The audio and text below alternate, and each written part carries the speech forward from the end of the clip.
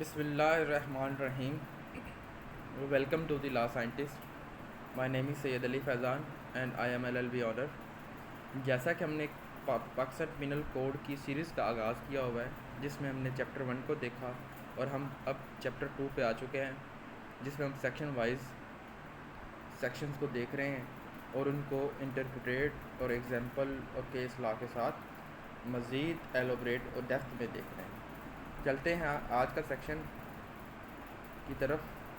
सबसे पहले हमने जैसा कि साथ साथ एक लीगल इंग्लिश का पोर्शन ऐड किया है, जिसमें स्टूडेंट्स को मोस्टली, क्योंकि इंग्लिश जो लीगल इंग्लिश है उसमें हडल पेश आती है, उनके मायनीज़ तलाश, सारी मायनी तलाश करना, उन्हें समझना, उनके कॉन्टेक्स्ट को बनाना. तो एक लीगल इंग्लिश का पोर्शन ऐड किया जिसे हम हर सेक्शन के साथ देखते आएंगे, ताकि लीगल इंग्लिश भी स्टूडेंट्स की बेहतर होती जाए. जैसे कि हमने लास्ट में लीगल आर्ट को देखा था, अब हम लीगल जार्गन को देख रहे हैं. अब लीगल जार्गन क्या चीज़ है कि एक कानूनी इस्लाहात में एक जो जार्गन है उसे अलग से पहचाना जाता है. अब जो ये अल्फाज हैं ना, जो ये वाले अल्फाज हैं, वो वकील इस्तेमाल करते हैं और आम लोगों के लिए समझना मुश्किल हो जाता है. ये अल्फाज तकरीबन आम ज़ुबान से यानी कि बहुत ज़्यादा तकनीकी अल्फाज होते हैं. मिसाल के तौर पे, अब जैसे कि कॉर्पोरेट वेल है. अब कॉर्पोरेट वेल जो है वो कह लें कि एक लॉयर है जो कि कंपनी में जिस पे सू हुआ होता है, जिस पे सूट फाइल हुआ होता है, उसे कॉर्पोरेट वेल उतारना पड़ता है. यानी कि एक जो कंपनी का एक वेल है उसे उतार के पीछे जो बिहाइंड द पर्सन है, जो इस टोटल सिनेरियो का ज़िम्मेदार है, उसे पहचानना, उसके सामने लेके आना कॉर्पोरेट वेल कहलाता है. ठीक है जी. इसी तरह जो जार्जन, बहुत सारे अल्फाज हैं जो कि आम जो इंग्लिश लैंग्वेज है वो उसमें इस्तेमाल नहीं होते. अब देखें, लाइक एज एनल वर्ल्ड है. एक एनल वर्ल्ड है जो कि एनल वर्ल्ड क्या करता है कि किसी भी चीज़ को कानूनी तौर पर बातिल करार देगा.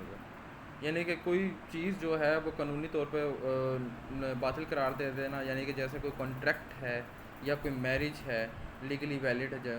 ठीक है, इस तरह के अल्फाज जो हैं. अब देखें, एनल वर्ल्ड जो इंग्लिश ऑर्डिनरी इंग्लिश में नहीं है, लेकिन लीगल इंग्लिश में इसका मायने है कि जो कॉन्ट्रैक्ट हुआ या मैरिज हुआ है उसे कानूनी तौर पे ख़त्म कर देना, किसी चीज़ को कानूनी तौर पर बातिल करार दे देना.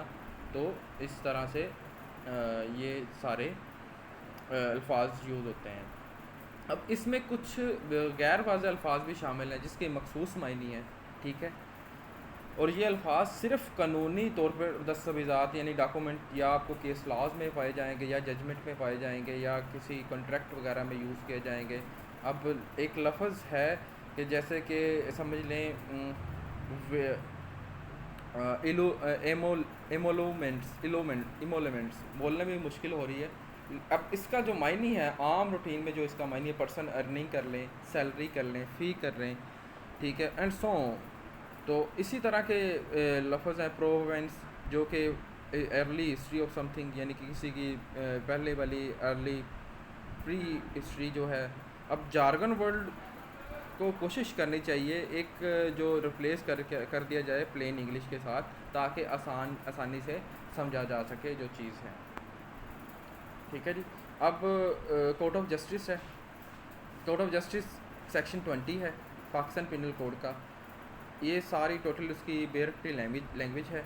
अब क्या है कि कौन कौन कोर्ट ऑफ जस्टिस में, कोर्ट ऑफ जस्टिस क्या है, क्या होती है, कौन कौन होते हैं. अब इसमें जो एम्पावर्ड बाय लॉ है, ठीक है, अब उसमें बॉडी ऑफ जजेस हो सकती है जो जुडिशली एक्ट करती है, और जज और बॉडी ऑफ जज acting judicially is called court of justice. Simple definition. Interpretation में वही चीज़ें हैं कि जज एक्टिंग अलोन, अकेला जज है तब भी वो कोर्ट ऑफ जस्टिस कहलाएगी. बॉडी ऑफ जजेस है तब भी वो court of justice. Panel of जजेस है जो कि जुडिशल डिसीजन करते हैं इकट्ठे होके, सुप्रीम कोर्ट के, हाई कोर्ट के, तो उसे भी कोर्ट ऑफ जस्टिस कहा जाएगा. नेक्स्ट इंग्रेडिएंट्स हैं जुडिशली अथॉरिटी हो. ठीक है, एम्पावर्ड बाय लॉ हो, एक बात है जुडिशली अथॉरिटी हो, एक्टिंग जुडिशली. अब वो जो उसका रोल है, मैनर है, वो जुडिशली लीगल प्रिंसिपल पे हो, ना कि कोई ज़ाती प्रिंसिपल पे हो। और इंडिविजुअल और कलेक्टिव होना चाहिए। अब इंडिविजुअल मीन के जो सेक्शन है डिसीजन वो सिंगल जज भी कर सकता है या ग्रुप ऑफ जजेस भी कर सकते हैं। नेक्स्ट है जी एग्जाम्पल। अब एग्जाम्पल से आपको क्लियर हो, एक क्रिमिनल ट्रायल है जहाँ पर सिंगल जज जो है वो केस वर्डिक्ट फैसला सुना रहा है। दिस जज is acting as a court of justice. जो ये जज है वो कोर्ट ऑफ जस्टिस ही कहलाएगा। अगर इसके मुतबादल देखें तो एपेलेट कोर्ट कहते हैं सुप्रीम कोर्ट वगैरह, हाई कोर्ट वगैरह को, यानी कि लोअर कोर्ट से ऊपर वाली कोर्ट को एपेलेट कोर्ट करते हैं। जहाँ पे पैनल ऑफ जजेस बैठते हैं, 3 जजेस होते हैं, रिव्यू करते हैं केस को, इशू को जो कि आया हुआ है, कलेक्टिव जजमेंट देते हैं। तो ये पैनल भी जो है कंस्टिट्यूट हुआ है वो भी कोर्ट ऑफ जस्टिस ही कहलाएगा। ठीक है जी। Case law Asad Ali versus the state. अब इसमें एड्रेस किया गया है definition of court of justice को। उन्होंने कहा है कि एम्फोसाइज कंफर्म किया है कि बहुत सिंगल और पैनल जजेस अगर वो एक्टिंग जुडिशली कर रहे हैं, जो कैपेसिटी रखते हैं, तो वो कोर्ट ऑफ जस्टिस कहलाएंगे अकॉर्डिंग टू दिस सेक्शन 20। अब ये not a number individual involve, यानी कि नंबर इन्वॉल्व नहीं है, सिंगल भी हो सकते हैं, 2 भी हो सकते हैं, 3 भी हो सकते हैं। तो एम्फोसाइज इस चीज़ पे किया गया है कि कोर्ट ऑफ जस्टिस की डेफिनेशन को पूरा किया गया। पर्पज़ क्लियर हो चुका होगा आपको ओवरऑल कि देखा जाए कि कोर्ट ऑफ जस्टिस का क्या मकसद है। अब ये इंश्योर करता है अथॉरिटी ऑफ जुडिशल को, डिसीजन रिकॉग्नाइजेशन को, ठीक है जी, और लेजिटिमेसी जो कायम रखता है, maintaining the rule of law. ठीक है, ताकि कोई भी बंदा ये ना कहे सिंगल जज है तो ये कोर्ट ऑफ जस्टिस नहीं है, अदालत नहीं है, फलां नहीं, नुका नहीं, सो ऑन, कोई भी चीज़ हो। तो इसी तरह से रिस्पेक्टेड अपहेल्ड। आई होप कि ये सेक्शन आपको समझ में आया होगा, और उम्मीद करता हूँ कि कोई अगर क्वेश्चन है तो आप मुझसे ज़रूर कमेंट सेक्शन में पूछिएगा, क्योंकि मैं कमेंट पढ़ता हूँ।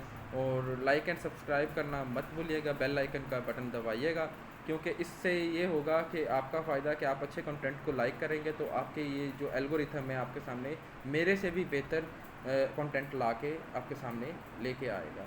तो लिहाजा लाइक एंड शेयर कीजिएगा ताकि आपका एल्गोरिथम जो सोशल मीडिया पे एल्गोरिथम काम कर रहा है वो अच्छे से करे और अच्छी चीज़ आपके सामने ला के आए। अल्लाह हाफिज़, नासिर, शुक्रिया।